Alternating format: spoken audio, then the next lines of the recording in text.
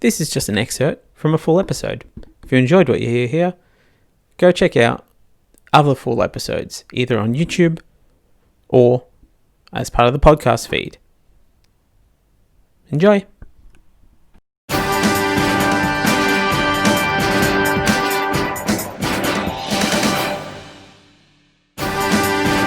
To begin with, some cruelty-free robot dolphin news. Entrepreneurs in New Zealand are working with American creators of some of Hollywood's most famous creatures to develop animatronic dolphins that look almost identical to their living counterparts.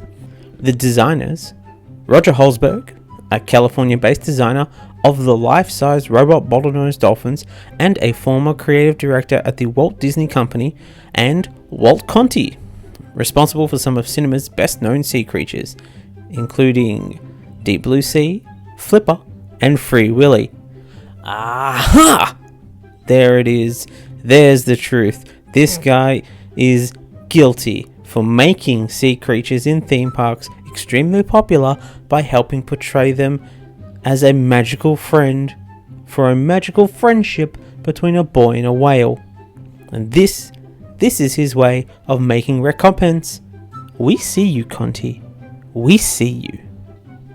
Mike Wang, a vice president of Red Star Macalane Group, which recently bought billions in shares of Alibaba, said it had sponsored the first phase of the dolphin's development and was considering the establishment of a lab for their expansion in China, which I can only interpret as meaning Alibaba is already getting to work doing its own off-brand knockoffs of the robot dolphins to undercut the competition and, in all likelihood, kick off the robot revolution. You've got to listen to me. Elementary chaos theory tells us that all robots will eventually turn against their masters and run amok in an orgy of blood and kicking and the biting with the metal teeth and the hurting and shoving. How much time do we have, Professor? Well, according to my calculations, the robots won't go berserk for at least 24 hours. Oh, I forgot to carry the wine. The current cost of a single dolphin is set to be $40 million per robot. And at those costs, if they are as seamless as they claim to be, there is no way this will possibly backfire as they slowly become military spies.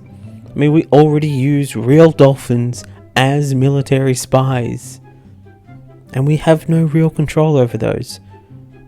Whereas these robot dolphins will do exactly what we want until their inevitable overturn. Look, if you're going to make robot animals, nobody wants dolphins. We want robot dinosaurs. Anything that is extinct now is a robot. That's it. It's becoming a robot. That's all we want. I can see real dolphins in the real ocean, and the only reason that it is awesome is because those dolphins are real. You want me to pay to see robot dolphins?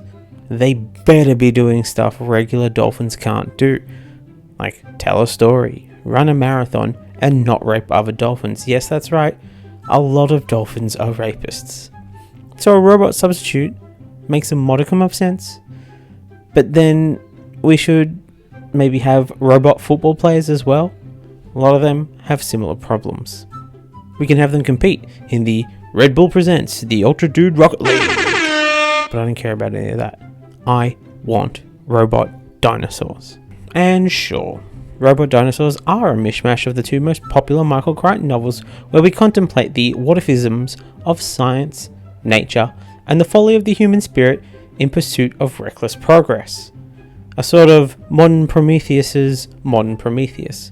But, in all seriousness, has it occurred to anyone else that maybe, just maybe, Michael Crichton was just scared of theme parks? Like, he was terrified by Robot Abe Lincoln and the elephants in the Disney Safari ride, and just didn't know how else to express himself. And, like so many in history, turned to writing to express his fears, in hopes people wouldn't call him unstable for having an idea. Yes, we see you, Philip K. Dick. We see you. And so he wrote 2 beloved science fiction novels.